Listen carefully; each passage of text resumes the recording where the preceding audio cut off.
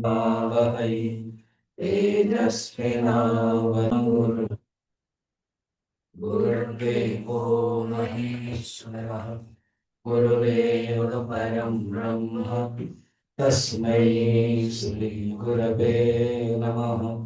समस्तजनकल्याणे विरतं करुणामयं नमामि चिन्मयं देवं सद्गुरुं ब्रह्मविद्वरं सद्गुरुं ब्रह्मविद्वरम्। पहला प्रश्न, कबंदी जो शिष्य है कहते हैं, उन्होंने प्रश्न पूछा। प्रश्न में 1 साल तक तो रहे वो, क्योंकि गुरु ने कह दिया 1 साल रहो, और उसके बाद तुम्हारे जो प्रश्न है पूछोगे, मुझे आता है तो मैं बताऊंगा। ये दूसरा श्लोक में मंत्र में था। इसे भाव हम लोगों ने देखा था कि गुरु कोई दावा नहीं करते हैं कि मुझे सब कुछ आता है। ऋषि है, उनको आता भी है, फिर भी कहते हैं अगर मुझे आता है तो मैं बताऊंगा। तो ये एक विनम्रता का लक्षण है। 1 साल हो गया, अब उन्होंने प्रश्न पूछा जो तीसरा है, अतः कौवंदी कात्यायन उपेत्य प्रपच्छ। और 1 साल के बाद कौवंदी कात्यायन उनके पास गए। अच्छा, ये अर्थ नहीं कि सिर्फ एकला गया, बाकी लोग भी होंगे। अगर प्रश्न इसने पूछा, क्या पूछा? भगवान, हे भगवान, कुतः हवा इमाः प्रजाः प्रजायन्त या अजायन्त?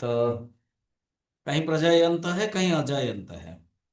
कहां से ये जगत बना है? ये जो प्रजा है, ये जो जगत है, कहां से बना है? देखो, प्रश्न पूछने के 3 शास्त्रों में 3 तरीका है। एक है अर्जुन भी पूछता है मन के बारे में, और एक है योग दर्शन पतंजलि का स्टूडेंट भी, और एक उपनिषद का स्टूडेंट है। ऐसे समझो, गीता का स्टूडेंट, योग दर्शन का स्टूडेंट, और उपनिषद का स्टूडेंट। गीता का जो स्टूडेंट वो पूछता है, चंचलम ही मन कृष्ण प्रमाथि बलवद दृढ़ तस्याहम निग्रहम मन्ये वायुरिव सुदुष्कर। ये ये जो मेरा मन है वो चंचल है, ये कंट्रोल करना मेरे लिए कठिन है। तो ये गीता का स्टूडेंट है, अर्थात मन के बारे में, मन चंचल है, मन को कंट्रोल कर नहीं पा रहा है, करना चाहता है, ये स्टूडेंट है। सेकंड है, मन को कंट्रोल उसी स्थिति में करना है, वो है योग दर्शन के स्टूडेंट है। चित्तवृत्ति निरोध योग, उसमें मन इंपॉर्टेंट नहीं है, मन मेन नहीं है, मन के संयम मेन है, और वो स्थिति में। यहाँ क्या, मन चंचल है, और ये तकलीफ देता है मन, जो चंचल मन है अर्जुन को। तो एक साधारण जो स्टूडेंट है, जो साधारण व्यक्ति है, उसको मन चंचल कराता है। मगर जो योग दर्शन का स्टूडेंट है, वो मन को कंट्रोल कराता है और योग स्थिति में। और उपनिषद के जो स्टूडेंट है ना, वो अन्वेषमाणा, हम लोगों ने देखा था पहला श्लोक में, ब्रह्म अन्वेषमाणा। वो कहता मन के जो अंदर इच्छा है वो किसके द्वारा हो रहा है, माने वो डायरेक्ट शॉट लेता है परमात्मा की तरफ। थोड़ा सूक्ष्म है, सूक्ष्म, सूक्ष्मतर, सूक्ष्मतम। अच्छा, जो गीता का जो स्टूडेंट है अर्जुन को हम सूक्ष्म कहते हैं, बाकी जो नहीं पूछ पा रहे तो स्थूल ही, एटलीस्ट वो मन चंचल जान रहा है।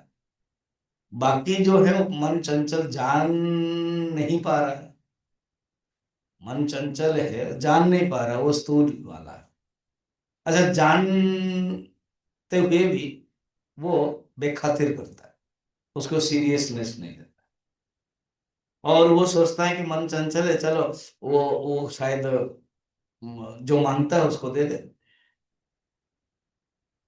हम लोग यही करते हैं ना सारा दिन, तो वो स्थूल है।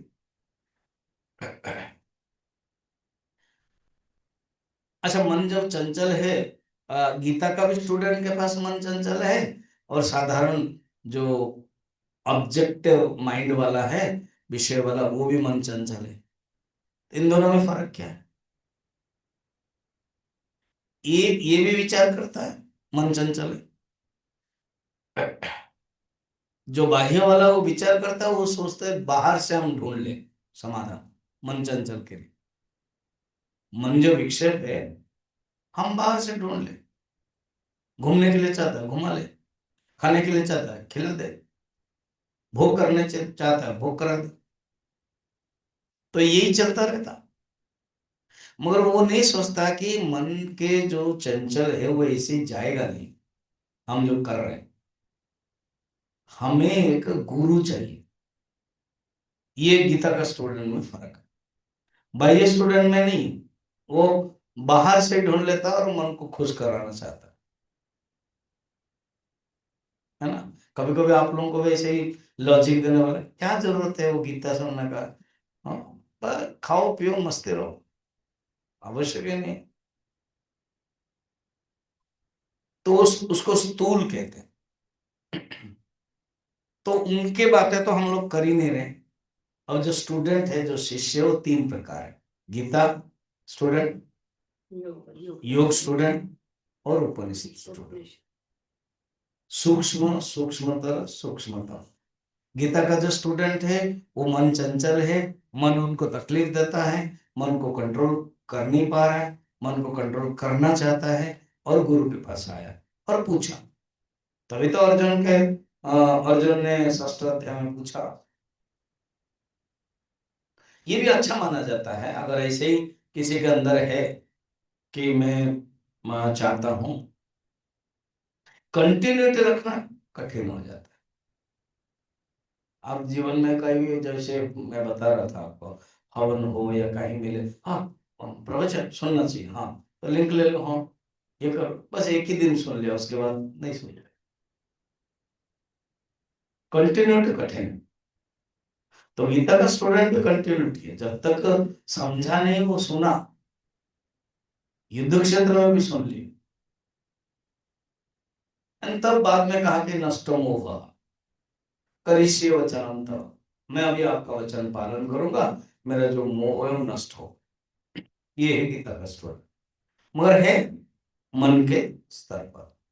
खासियत है गुरु का, भगवान का, प्रश्न पूछा था मन के स्तर पर, मगर वो उनको वहां तक पहुंचा दिया, जो उपनिषद के तत्व है वहां तक पहुंचाया। अब जो सेकंड वाला है, योग दर्शन है, वो मन को कंट्रोल करके उस स्थिति को प्राप्त करता है। मन है जुड़ा हुआ है, यहां मन के अस्त व्यस्तता है। पहला वाला, मन के कई धाराएं हैं, मन के कई विधाएं हैं, मन के कई अलग अलग विचार हैं, मन के कई अंश हैं। और यहाँ नहीं, डायरेक्ट मन कंट्रोल है और योग स्थिति है। वहां जो तीसरा है, उपनिषद है, वो कहता है हम सोर्स ढूंढ रहे हैं। जो मन के अंदर विक्षिप्त है, इच्छा है, वो ये तो कुछ नहीं, मन जड़ है। जो गीता पढ़ा उसके बाद ही तो उपनिषद पढ़ेगा। जो गीता पढ़ा है वो योग पढ़ेगा, उसके करेगा, ये यम नियम करेगा, उसके बाद उपनिषद पढ़ेगा।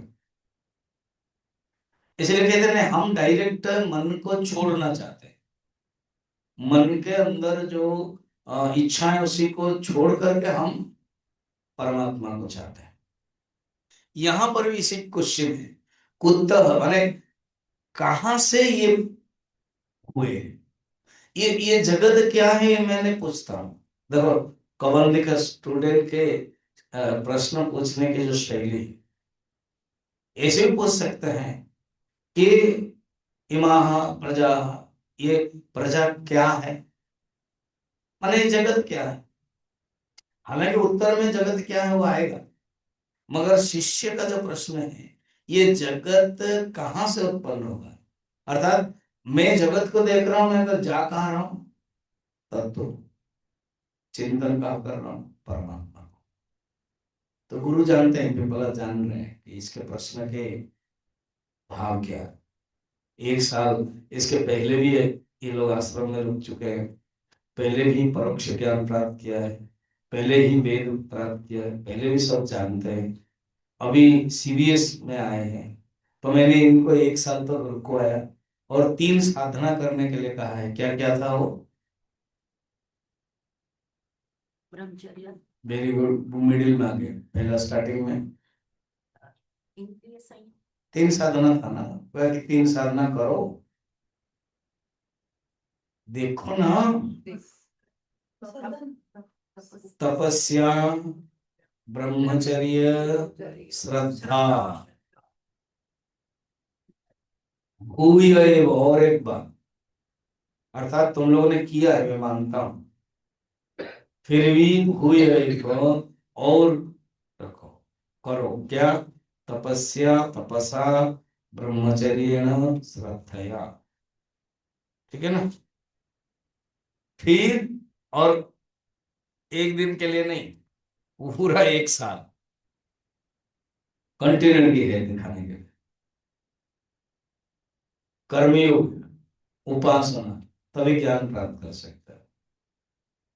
तपस्या, ब्रह्मचर्य और श्रद्धया, श्रद्धया भक्ति है, भक्ति उपासना, ब्रह्मचर्य और तपस्या से कर्मयोग है। अलग अलग स्तर के तुम साधना कर सकते हो। श्रद्धया मन के स्तर पर, ब्रह्मचर्य और तपस्या वाणी और शरीर के स्तर पर करो तुम एक साल तक। उन्होंने किया, तब प्रश्न पूछा, तो उत्तर वो दे रहे, कुतः इमाः प्रजाः अजायन्त प्रजायन्त। अब आचार्य प्रश्न था, तो उत्तर दे रहे। अब हम लोग देखेंगे 4 नंबर में। तो ये जो प्रश्न पूछा, इसमें ये भाव है कि हम स्रोत को जानना चाहते हैं। मैंने बताया था ना, वो जो शांति पाठ में ओम शांति ही शांति ही शांति, 3 बार शांति इसलिए करते हैं, 3 प्रकार के ताप है, विघ्न है, ऑब्स्टेकल। ऑब्स्टेकल जो ताप है, तो 3 प्रकार नहीं, अनेक है, अनकाउंटेबल। तो कहते हैं हाँ, अनकाउंटेबल है, अनलिमिटेड है, अनंत है, अनेक है, मगर 3 सोर्स से आता है। तो सोर्स, हमेशा ऋषि ना सोर्स के तरफ जाते हैं। जो बाह्य विज्ञान, जो मॉडर्न साइंस है, वो सोर्स को नहीं जाता है, वो रिजल्ट को लेकर कहीं चिंतन करता है, रिजल्ट को डिसेक्शन करता है। मगर जो अध्यात्म है, वो सोर्स में जाता है। और जो धर्म है, वो जो मिल रहा है, सोर्स को लेकर कनेक्ट करता है उपासना के द्वारा। और जो उपनिषद है, वो कनेक्ट कर देता है ज्ञान के द्वारा, सोर्स के साथ कनेक्ट। जैसे मैं, मेरा प्रिय वाक्य है ना, बीएसएनएल कनेक्ट्स इंडिया। तो भक्ति के माध्यम से उपासना कनेक्ट करना भगवान से, और ज्ञान के माध्यम से भगवान से कनेक्ट करना, स्रोत, सोर्स, स्रोत को कनेक्ट करना। कुतः शब्द से ही आ गया, कहां से, मतलब वहां हो जाना चाहता हूं। उपनिषद के स्टूडेंट है, प्रश्न पूछता है, मैं ये जगत के बारे में इतना इंटरेस्ट नहीं हूं, जगत कहां से आया है वो में इंटरेस्ट हूं। हालांकि सृष्टि के बारे में है, फिर वो मेन है, मेरा सृष्टि लक्ष्य नहीं है। वेदांत में भी, उपनिषद में भी सृष्टि मीमांसा मेरी लक्ष्य नहीं है। 4 मीमांसा याद है, तत्व मीमांसा, सृष्टि मीमांसा, प्रमाण मीमांसा और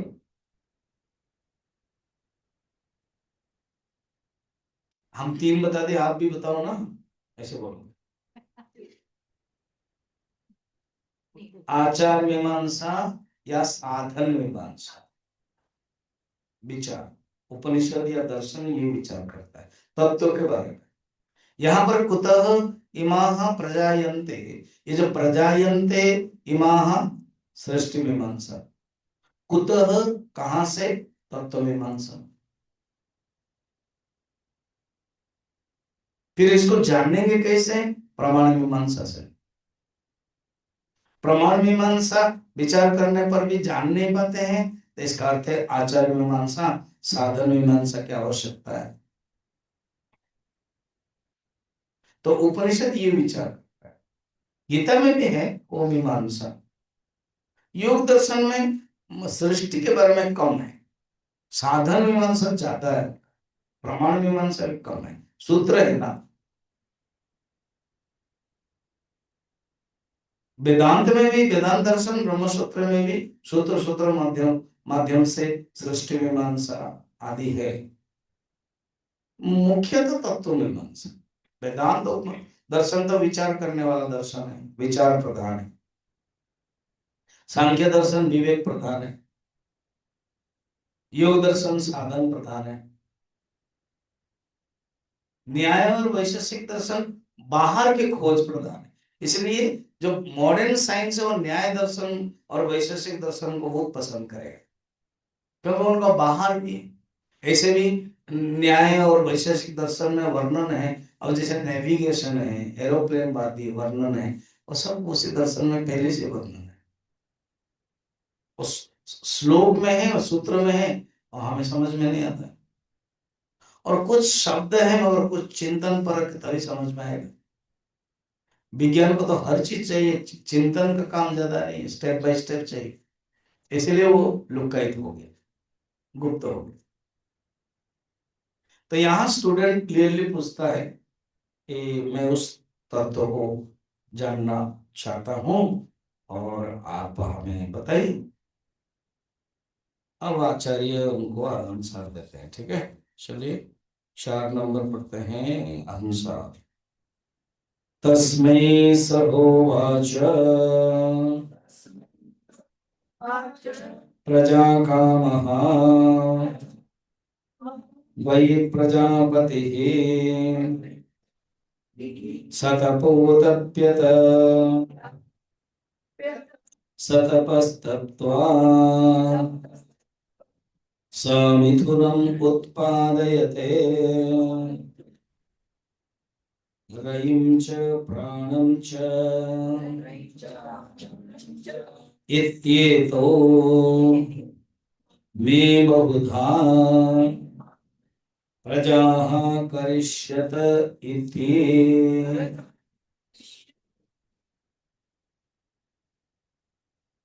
जो गुरु नाम लेते हो पिपलाद जी, सवेरे से शाम तक केवल उसी तत्व को चिंतन करते हुए अपना जीवन व्यतीत करते हैं, विचार करते हैं।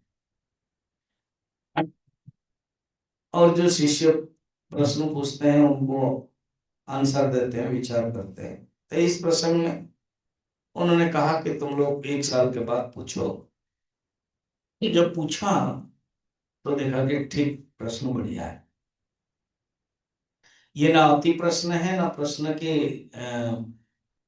क्वालिटी लो है, नहीं, क्योंकि इस प्रश्न से इंगित कर देता है परमात्मा की तरफ, कुतर। तो उन्होंने कहा तस्मै, तस्मै माने ये कबंधी को, उसी को, उसी को कौन है, तो कबंधी। हालांकि वो प्रश्न पूछा तो उसी का नाम दिया, बाकी लोग भी आए हैं, बैठे। स होवाच, उन्होंने, स माने यहाँ पर पिप्पलाद, तो पिप्पलाद शिष्यों को कहा। अब स्टार्ट, क्या कहा, प्रजा कामः वै प्रजापति, प्रजा को उत्पन्न करने वाला, प्रजा को चाहने वाला, काम चाहने वाला, सत्य काम, ब्रह्म काम। तो प्रजा को उत्पन्न करने वाला जिसको हम प्रजापति कहते हैं, वो उन्होंने क्या किया, सतपोतप्यत, सतपस्तप्त्वा समिथुनमुत्पादयते। उन्होंने तपस्या किया, कामना क्या था कि मैं प्रजा को उत्पन्न करूं। बहुधा प्रजा करिष्यते इति, मैं अनेक प्रजाओं को उत्पन्न करूं, इस भाव से। एग्जैक्ट यही मंत्र तैत्रोपनिषद में है। सो कामयत सतपस्तप्त्वा बहुश्यां प्रजा ये सही। इसको कैसे समझेंगे, ऐसे नहीं समझ सकते। कहते वो जो परमात्मा, इस अद्वैत वेदांत का सिद्धांत क्या है, एकमात्र परमात्मा, निर्गुण निराकार परमात्मा, उनके पास माया प्रकृति शक्ति है, वो ईश्वर बन जाता है। जो निर्गुण निराकार ब्रह्म हो, उसके अंदर कोई इच्छा नहीं। क्योंकि शिष्य ने पूछा कि ये प्रजा कहाँ से उत्पन्न होता है, तो वो कॉन्सेप्ट लेके आ रहे। अगर शिष्य ऐसे पूछता, उस निर्गुण तत्व को मैं जानना चाहता हूं, तो उन्होंने सृष्टि के बारे में नहीं बताते। शिष्य के अंदर वो है, जगत को देख रहा है, जगत कहाँ से उत्पन्न हुआ, तो कॉन्सेप्ट तुरंत ईश्वर का आएगा, ब्रह्म का नहीं आएगा। अगर क्वेश्चन ऐसे होगा कि उस निर्गुण निराकार परम तत्व को मैं जानना चाहता हूं, तो फिर सृष्टि तत्व की बातें नहीं आएगी, सृष्टि मीमांसा की बातें नहीं आएगी, तत्व मीमांसा डायरेक्ट निर्गुण निराकार का आएगा। मगर जब सृष्टि बातें हो रही है, तो सृष्टि का जरूर कोई सृष्टा होगा। प्रश्न में है कुतः, कहां से, तो सृष्टि का सृष्टा होगा। हर कोई कार्य का कारण होगा, हर कोई इफेक्ट का कॉज होगा। तो यहां पर श्लोक मंत्र को अगर देखेंगे कि वो जो निर्गुण निराकार परमात्मा माया को धारण करने पर ईश्वर बनता है, वो ईश्वर यहाँ पर प्रजापति है। प्रजापति ब्रह्मा नहीं, पुराण में उसको ब्रह्मा कहा गया। तो बात भी सही है, जब ईश्वर आप करोगे, ईश्वर सत्व गुणात्मिका विष्णु है, रजोगुणात्मिका ब्रह्मा है, और तमो गुणात्मिका शंकर है। सृष्टि की जब बात आएगी तो ब्रह्मा का नाम आएगा, स्थिति की जब बात आएगी विष्णु का नाम आएगा, संहार का जब बात आएगी भगवान शंकर का नाम आएगा। इसलिए पौराण की दृष्टि से ब्रह्मा को हिरण्यगर्भ कहते हैं। अब इसको समझे सृष्टि तत्व को, तो निर्गुण निराकार पहले ब्रह्म, सेकंड स्टेप में आएगा ईश्वर। निर्गुण निराकार ब्रह्म, सेकंड में आएगा ईश्वर। ईश्वर is equal to Brahma plus माया, वो ईश्वर। ईश्वर को मैं ही ब्रैकेट में कर ले ब्रह्मा विष्णु महेश। फिर ब्रह्मा को आप समझे रजोगुणात्मिका, माने रजो गुण कंडीशन, रजोगुण विशिष्ट, रजोगुण उपहित चैतन्य, कंडीशन का उपहित ब्रह्मा। तो सत्व गुण उपहित चैतन्य विष्णु, तमोगुण उपहित चैतन्य शंकर। ऐसे फिर ये जो ईश्वर है, माया को धारण किया है, वो नेक्स्ट स्टेप हो जाता है हिरण्यगर्भ। ये पूरा वेदांत का टेक्निकल शब्द है, सांख्य दर्शन में मानता है। सांख्य दर्शन हिरण्यगर्भ न करके कहते महत्तत्व। वेदांत में दोनों ही आए, भागवत में भी आ रहा है। भागवत में आप पढ़ोगे एक एक श्लोक, उसमें तृतीय स्कंद चतुर्थ स्कंद में वर्णन के समय महत्तत्व शब्द आता है। ठीक है, तो हिरण्यगर्भ, हिरण्यगर्भ माने ऐसे देखा जाए समष्टि सूक्ष्म शरीर। तो प्रजापति ही वही प्रजा काम, वही प्रजापति। वो जो देखो, निर्गुण निराकार और काम, ब्रह्म जो है उसका अंदर कामना नहीं है, अकाम, अनीहा उसका नाम है, अनीहा। अनीहा ने कोई इच्छा नहीं, और इसका भी कोई ईश्वर नहीं, अनीश, अनीश माने उसका कोई और ईश्वर नहीं। बाकी सारा संसार का ईश्वर कोई ना कोई रहता है। इवन ब्रह्मा का भी ईश्वर है, विष्णु का भी ईश्वर है, शिव जी का भी ईश्वर है, ब्रह्म। और उस ब्रह्म का कोई ईश्वर नहीं। अगर उस ब्रह्म का भी कोई ईश्वर हो जाएगा तो आत्माश्रय दोष हो जाएगा। आत्माश्रय दोष, जैसे कल हम दोष बता रहे थे अलग अलग, बदल दिया था दोष, तो ऐसे आत्माश्रय दोष माने एक का फिर घूम फिर कर आएगा, चक्र का दोष आ जाएगा।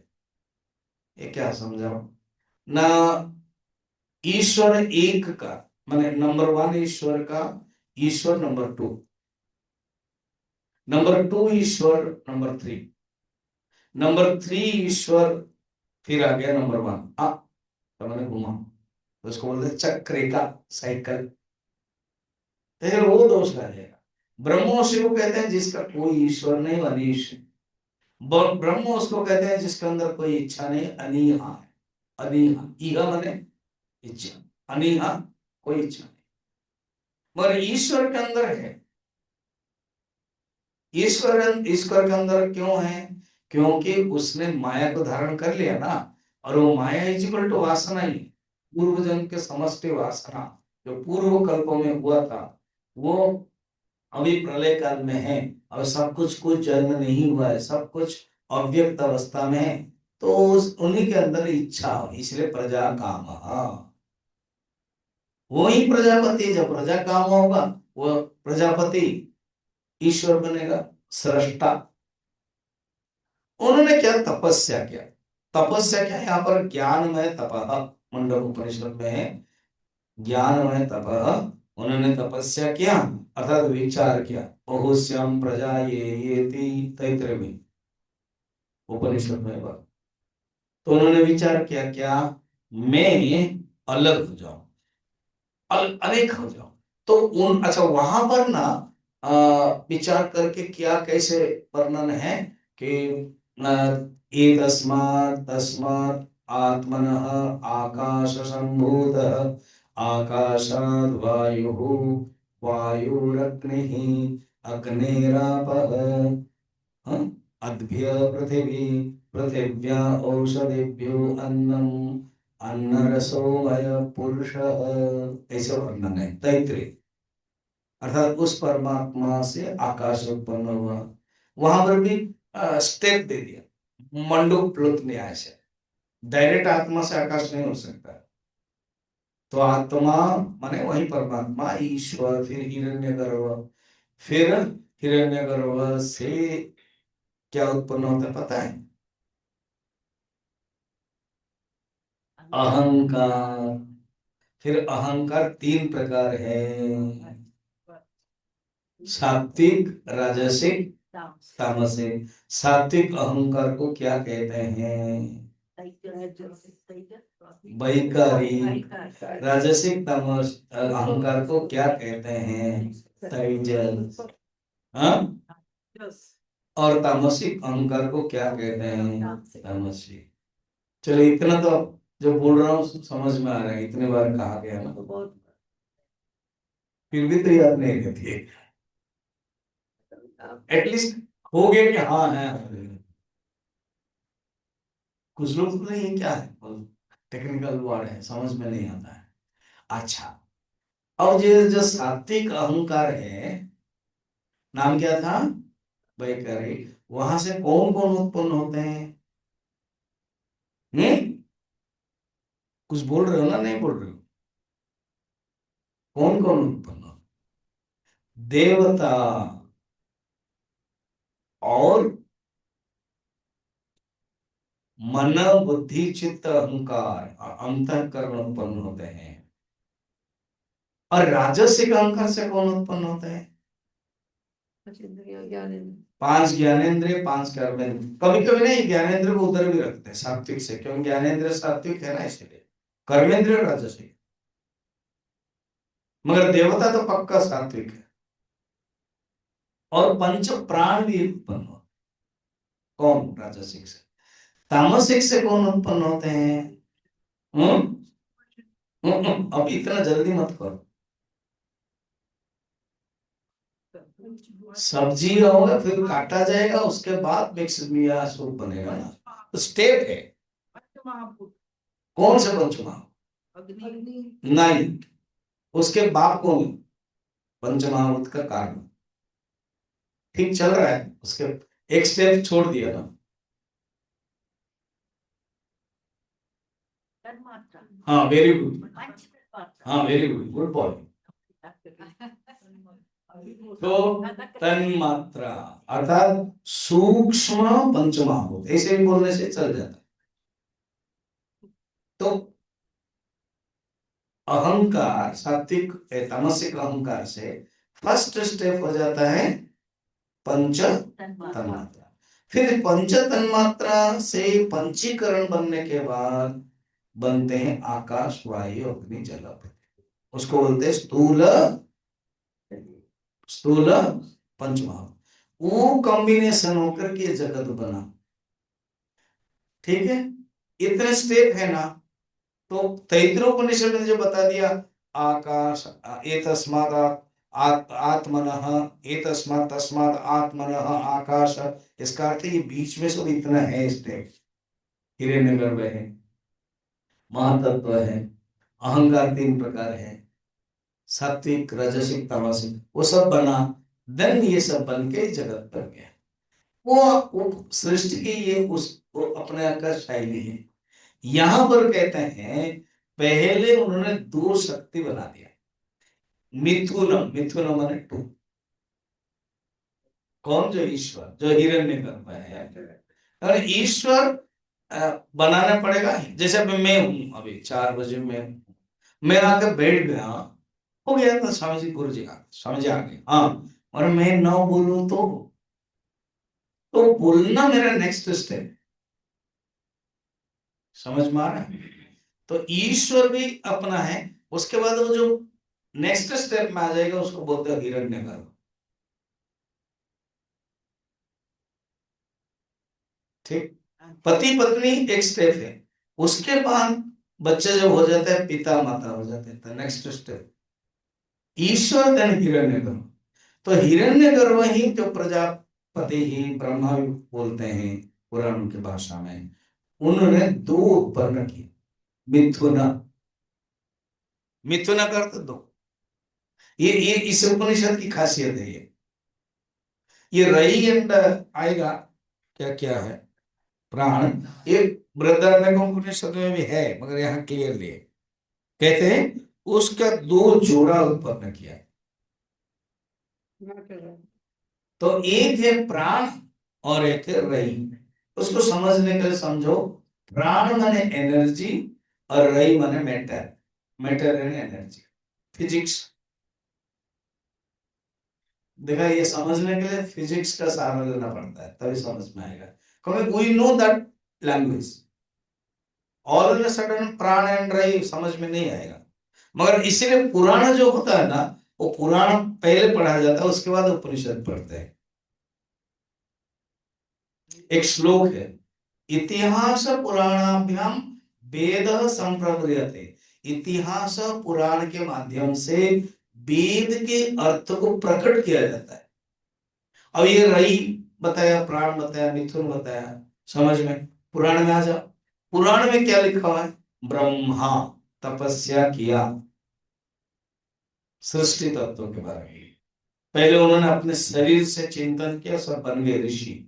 10 लोग बन गए, सप्त ऋषि और भृगु, और उसके बाद दक्ष, और उसके बाद नारद। फिर उन लोगों को बताया कि तुम लोग अपना सृष्टि करो। तो नारद ने कहा कि हम नहीं करेंगे, मना कर दिया। फिर दक्ष प्रजापति और बाकी लोग ने किया। फिर उन लोगों को विवाह करने के लिए व्यवस्था की गई। हो गया। अब सोचा कि ये तो विवाह करेंगे तो कोई लड़की तो होना चाहिए ना। ये तो मेरे मन से तो मैं ऐसे आंख बंद करके एक एक अंश से सब निकाल दिया। सोचा और ऋषि हो गए। एक एक हृदय सोचा, ऋषि हो गए। कान सोचा, ऋषि हो गए। ऐसे तो उन्होंने सोचा कि ऐसे करें, मेरे शरीर को देखो, ये उपनिषद के बाद कथा और यहाँ पर पुराण की कथा कैसे जुड़ता है। जब कोई पुराण पढ़ेगा तो वो समझ में आए, इसलिए बोल रहे थे ना, हमें समझ में नहीं आया, हम पढ़े। सचमुच हम भी उपनिषद को जो डायरेक्ट पढ़ते हैं, माँ गुरु जी से पढ़े, गुरु से, आचार्य से, उस समय समझ में नहीं आया। अब इतने सालों के बाद जब भागवत पुराण आदि पढ़ते हैं, तुरंत जोड़ देते हैं। वो this, ऐसे। तो वहां क्या वर्णन देखो, ब्रह्मा ने देखा, वो तो मैंने वर्णन किया, मगर ये तो और भी सृष्टि चाहिए मुझे, पुरुष चाहिए, मैंने पत्नी, मैंने स्त्री भी चाहिए, जोड़ा, अगले जोड़ा मिथुन। तो उन्होंने क्या, अपने शरीर को दो भाग किया। क माने ब्रह्मा, क का अर्थ ब्रह्मा, क आय, भाग किया, तब से बना काय। समझ में? इंटरेस्टिंग। तो शरीर को ब्रह्मा ने तो चिंतन किया, एक दक्षिण भाग को चिंतन किया, एक वाम भाग को चिंतन किया, और दो भाग को अलग अलग सोचा कि एक पुरुष बन जाए, एक स्त्री बन जाए, बन गया। पुरुष का नाम लिया मनु, और स्त्री का नाम लिया श्रद्धा। श्रद्धा। उनको आदेश दिया कि आप करो। इस तत्व को ना जयशंकर प्रसाद कामायनी, एक कविता काव्य लिखा है। मेरे जो मैंने हिंदी एमए किया ना, उस समय ये था। उस सर्ग 15 सर्ग है, उसमें श्रद्धा सर्ग है, सृष्टि सर्ग है। बड़ा सुंदर कविता के माध्यम से। सोचो, जिन्होंने भागवत नहीं पढ़ा होगा, उपनिषद नहीं पढ़ा होगा, वैसे ही कविता नहीं लिख पाए। जब हम पढ़ रहे थे तो हम अनुभव कर रहे थे, अरे उपनिषद को तत्व, भागवत तत्व को यहाँ ले आए हो। तो जब किया, मनु और शत्रुपा हुए, तो कहा कि हम अ, आपने हमको क्यों उत्पन्न किया, ना तुम प्रजा सृष्टि करो, ना प्रजा तो है नहीं। अब मैं कहानी में आ गया हूँ, आना ही पड़ेगा। तो प्रजा तो है नहीं, तो क्या हुआ, ना पृथ्वी तो रसातल में चला गया। तो बोला ठीक है, अब मैं भगवान को याद करता हूँ, विष्णु को। विष्णु को याद करते करते वो खाली बैठोगे ना, वो ऐसे ऐसे थोड़ा हो जाएगा। तो ऐसे ऐसे ब्रह्मा का हो गया, तो एक उनके जो छोटा सा था वो निकल गया ऊपर, बराह बन गया, बराह होता। तो बोले तुमको क्या इच्छा है, तुम क्या चाहते हो, ना पृथ्वी है नहीं, मैंने इनको उत्पन्न कर दिया, मगर पृथ्वी है तभी तो शासन करेंगे। अच्छा ठीक। अरे वो पृथ्वी को हिरण्यक्ष में लेके चला गया, कहा पानी के अंदर। अब बराह अवतार आकर के पानी से वो निकालते हैं। ये सोया हुआ था, थक गया था बहुत काम कर, समुद्र के जो वेव्स है ना, उसी के साथ युद्ध करता था। ब्रह्मा ने मना किया, वरुण ने मना किया, सबने मना किया। अरे खलबली हो रही थी, जिसको खलबली हो ना वो खली है। मगर है, मुझे बहुत पहले मुझे अच्छे पता नहीं था उनके बारे में। और वो प्रेमानंद जी के पास जाते हैं, बैठते हैं, पूछते हैं प्रश्न, बड़ा सुंदर बच्चे के साथ पूछते हैं। उन्होंने मंत्र भी लिया, बोले मैं ये मंत्र करता हूँ, करो। ज्यादातर ना इस प्रकार के लोग गुरु के पास नहीं जाते, जब जाते हैं तो अच्छा लगता है। और वैसे ही श्रद्धा गुरु कहेंगे कि नॉनवेज छोड़ दो, तो एक सेकंड में छोड़ देंगे। उस पॉइंट को नहीं लाए होंगे उसका इंटरव्यू, छोड़ो। अब लेके आ गए। अब मनु और शत्रुपा, देखो इसी को ही कहते हैं जोड़ा। समझ में आ रहा है? तो यहाँ पर, वहां पुराण है, पुराण में कथा है, फिर कथा को आगे बढ़ेंगे तो उनके कितने पुत्र हैं सब याद है? 10। दो पुत्र, उत्तानपाद, प्रियव्रत। और लड़कियां कितनी हैं? तीन। क्या क्या? एक देव होती है, एक देव होती है, एक आकुति हाँ? Akuti, very good. देवहूति देवहूति, आकुति, प्रसूति। देवहूति कर्दम ऋषि से विवाह किया, उसी से 9 कन्या हुई। 9 कन्या ऋषियों के, ये जो ऋषि लोग मैंने उत्पन्न करवाया था ना, वो शादी हुए। और एक लड़का हो गया, जो लड़का कौन है? भगवान का अवतार है, कपिल भगवान। ये है इंटरेस्टिंग। हाँ, ठीक है ना। अब हम लोग इधर नहीं जाना है। फिर वो आकुति प्रसूति, उसी से भी धर्म, दक्ष प्रजापति, वो प्रजापति से विवाह किया, रुचि प्रजापति। फिर भगवान यज्ञ जन्म हुए, फिर दक्षिणा जन्म हुए तो विवाह हुआ। ऐसे हमारा मेन था, जो पुराणों में वर्णन है मनु और शत्रुपा, वो यहीं पर है, प्राण और रई। ठीक है, रईम च प्राणम च। अब आगे, अब कंटिन्यू कर रहे हैं, ये पूछा ना तब बताइए। चलो बताइए। अब 5 नंबर फिर कहते हैं, देखो मैंने जहां भी तुम देखोगे, यू हैव टू, जैसे मैथमेटिक्स में क्या होता है, a plus b whole square is equal to a square plus b square plus 2ab। a is equal to 5, then b is equal to 6, so उसी के अनुसार मिलेगा answer. a is equal to 10, b is equal to 12, तो उसी के अनुसार मिलेगा। एक बार हम सूत्र जान लिया तो a कुछ भी हो सकता है, एक के ऊपर हम सुपर इम्पोज करते हैं, एक 5 6 बी 7 8, वैसे ही एक बार रई और प्राण जान लिया। अब वो जो प्रकृति के तत्व कॉस्मोस को देखते हैं, उसी से कहते हैं एक रई है एक प्राण है। तो अच्छा, हाँ, अब 2 ले रहे, एक आदित्य और एक है चंद्रमा। तो एक को कहते हैं प्राण और एक को कहते हैं रई। तो क्या है वो था, आदित्य वै प्राण, रैरेव चंद्रमा, रैवा एतत् सर्वम्, यन्मूर्तं च अमृतं च, तस्मात् मूर्तिरेव रैः।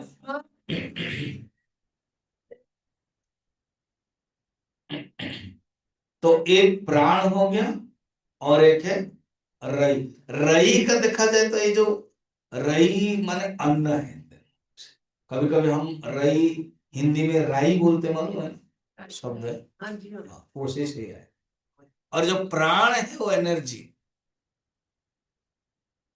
प्रकर्षेण अनेति इति प्राण, जो अच्छी तरह से चलता है, गमन करता है। इसीलिए प्राण का जो पंच प्राण, अपान, व्यान, उदान, समान, वो सब अन, अन मन चलना, गमन करना, सब में देखो अन है।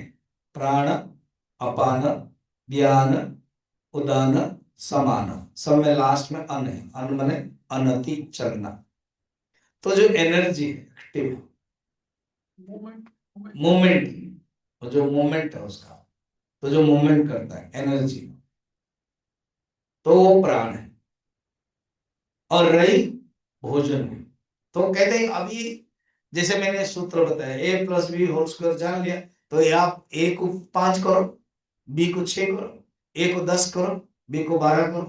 तो कहते हैं जो अभी कॉस्मोस में ऋषि बैठे हैं, पिपला, कोई छोटा सा कमरे में तो नहीं बैठा होंगे, बरगद के पेड़ के नीचे, हिमालय के सुंदर सवेरे सवेरे। और जैसे उन्होंने 1 साल रहने के लिए कहा, मैंने सब कुछ है, आश्रम, गाय होंगे, पत्नियां होंगी, माने उनकी पत्नी, सेवक सेविका, तो ये बैठे हैं बरगद के पेड़ के नीचे, सूरज को देख रहे हैं। तो उनके मन में आया अभी आंसर देने के लिए, कहते हैं आदित्य वही प्राण। पढ़ा क्या हमने? हाँ, ये जो देखो, जो प्राण मैंने बताया वो समझने के लिए आदित्य है, क्योंकि आदित्य के अंदर शक्ति है। अच्छा, फिजिक्स में भी हम लोग मानते हैं, फिजिक्स में सूर्य को क्या नहीं मानते, it is a solar energy. अभी आई थिंक हमारे चंद्र का जो इसरो ने भेजा सूर्य को, चंद्रयान तो गया दूसरा साइड में, वहां पर भी भेजा। तो आदित्य वही प्राण, ये आदित्य ही प्राण है। और जो चंद्रमा है, तो ये दो कस्मस है, दो बड़े प्रसिद्ध है। और ये हर धर्म में सूर्य और चंद्र को उपासना के रूप में माना गया। मुसलमान में चंद्र को ज्यादा माना गया सूर्य के बदले, और भी यहूदी आदि सूर्य को माना गया, और कहीं कहीं अग्नि को माना गया। मंदिर में आप देखना, जो लोटस टेम्पल है इन दिल्ली, आई थिंक यहूदी वाले का होगा, तो वो कोई मूर्ति नहीं है मगर अग्नि है, वहाई। और कहीं कहीं अग्नि ही मेन है, अग्नि को पूजा करते हैं। अग्नि बहुत आश्रम है जो अनवरत अग्नि चलते रहती है। तो ये जो तीन है ना, सूर्य चंद्र और अग्नि, ये बड़ा पावरफुल। गीता में भी है, भगवान जब विश्वरूप दर्शन कराते हैं तो सूर्य चंद्र और अग्नि। भागवत में है सूर्य चंद्र आपके दो आंखें हैं विराट में। भगवान कृष्ण जब कान्हा छोटे थे, पुतना आती है, वो आंखें बंद कर देते हैं भगवान। तो उसके कई कारणों में से एक कारण है क्योंकि आंख में सूर्य और चंद्र बैठे हैं, वो डर गए।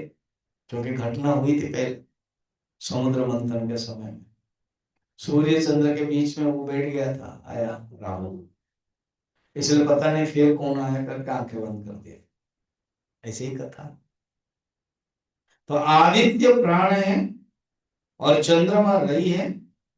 अच्छा, रई माने क्या है? जो आकार रहित एंड आकार सहित, जितने भी संसार में आकार स्थूल और सूक्ष्म देखते हैं, आकार सहित स्थूल, आकार रहित सूक्ष्म, ये दोनों ही रही है। अच्छा, इसको गीता की दृष्टि से देखेंगे ना, दो अगर जहां जहां दो आता है उसको देखें। फर्स्ट क्या है, जब रई एंड प्राण माने प्राण और रई कहा, या तो पुराणों के भाषा में पुरुष और स्त्री कहा, तो डायरेक्ट ले ले सांख्य दर्शन या तो गीता के अनुसार प्रकृति और पुरुष, तो पुरुष हो गया प्राण और प्रकृति हो गई रई। क्लियर? अच्छा, और गीता से दो दो ढूंढो तो कहाँ का? Very good. क्षेत्र क्षेत्र की अभी चल रहा था, तो जो क्षेत्रज्ञ है वो है प्राण, और जो क्षेत्र है वो रई। और वेरी गुड, परांड अपरा प्रकृति। देखा, कंटिन्यू सुनोगे तो फायदा होता है ना, आंसर भी समझ में भी आता है, आंसर भी दे पाते हैं। तो परा प्रकृति है प्राण और अपरा प्रकृति है रई। और एक गीता से हो गया, मैंने तो बता दिया। और एक, हाँ, वेरी गुड, गुड बॉय। तो 15 चैप्टर में क्षर एंड अक्षर, उसमें से परे कौन है? क्षर पुरुष और अक्षर पुरुष, उससे परे कौन है? पुरुषोत्तम। इधर तीन है, एक है क्षर सर्वाणि भूतानि, है ना? तो जो क्षर है ये है रई है, और जो अक्षर है वो प्राण है। ये दोनों उससे, क्योंकि ये जो प्राण और रई थे ये बना ना, तो किससे बना है? उस परमात्मा से। प्रजा काम, प्रजापति, हिरण्यगर्भ से, ईश्वर से, अल्टीमेटली फिर ब्रह्मा। ठीक है?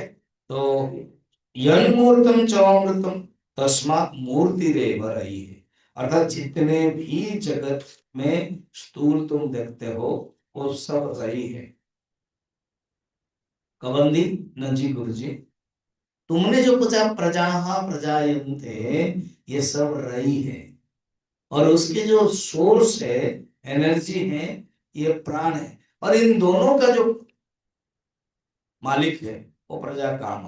फिर प्रजा काम एक रोल है, हिरण्यगर्भ प्रजा काम, प्रजापति। फिर उससे जो मेन है वो ईश्वर है, और उससे जो अनीहा बैठा हुआ है वो ब्रह्म है।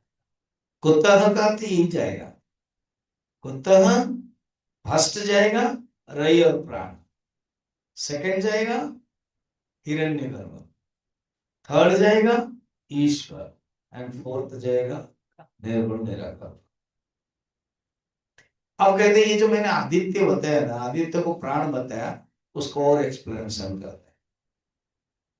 5-6 नंबर, ठीक है।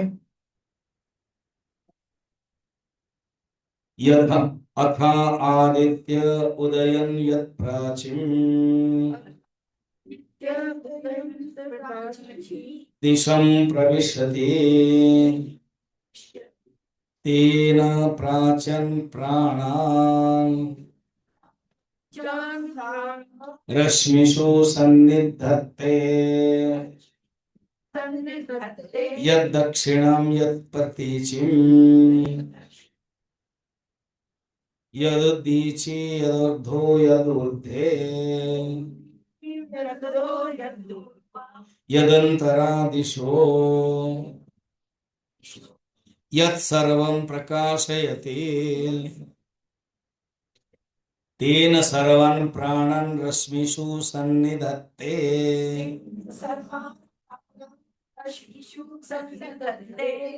देखो जब कॉस्मोस को देखते हैं हम, सूर्य को व कोई चंद्रमा को या प्रकृति को, तो वो देखते ही उसका विश्लेषण करते हैं, अन्वेषण है, डिसेक्शन है, चिंतन करते हैं, कुतूहल होता है, वहां से करके फिर परमात्मा की तरफ जाते हैं। कहते हैं जो देखते हैं, रोज देखते हैं, ये एस्पेक्ट्स ऑफ द लाइफ, ये विधाएं हैं प्रकृति की, ये रई और प्राण की विधाएं हैं, रई और प्राण के आगम है, रई और प्राण के एक्सप्रेशन। कहते हैं ये जो सूर्य है वो पूर्व दिशा में उदय होता है। अथ आदित्य उदयन, उदयन उदय होता है प्राचीन दिशा। हाँ, तो प्राचीन माने पूर्व दिशा, पूर्व दिशा में वो उदय होकर के फिर प्रवेश करता है और उससे पूर्व दिशा के प्राणों को अपनी किरणों में धारण करता है। अब जब सूरज आप देखो उत्पन्न होता है, सूरज माने उदय होता है, वो अपने किरणें निखारता है। एग्जैक्ट यही चीज हम ईशावास्य उपनिषद में भी देखे। तो ईशावास्य उपनिषद में भी उन्होंने वर्णन किया है कि सूर्य के जो किरणें हैं वो किस प्रकार के धारण करता है।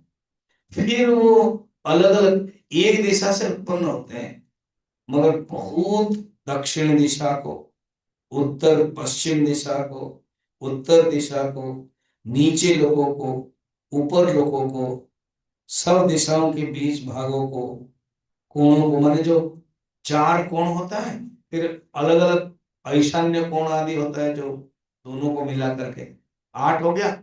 ऊपर और नीचे 10 दिशा बोलते हैं, मालूम है कि नहीं? पूर्व पश्चिम उत्तर दिशा, फिर 4 ये कोण है, ईशान्य कोण आदि, और उसके बाद आग्नेय, ईशान्य, और 2 कोण है, वायव्य और एक रहा, हाँ हाँ नैऋत्य। तो ये हो गया 8, उत्तर पश्चिम, देन दक्षिण एंड पूर्व, 4 दिशा, ये 4 हो गया, वायव्य नैऋत्य आग्नेय, और वायव्य नैऋत्य आग्नेय ईशान, ईशान को, तो 4 8 हो गया। फिर ऊपर और नीचे 10 दिशा। और ये वास्तुशास्त्र में इस दिशाओं के बारे में बहुत ध्यान है। उत्तर दिशा में ऐसे नहीं होना चाहिए, वो किचन ये नहीं होना चाहिए, पूरा साइंस है।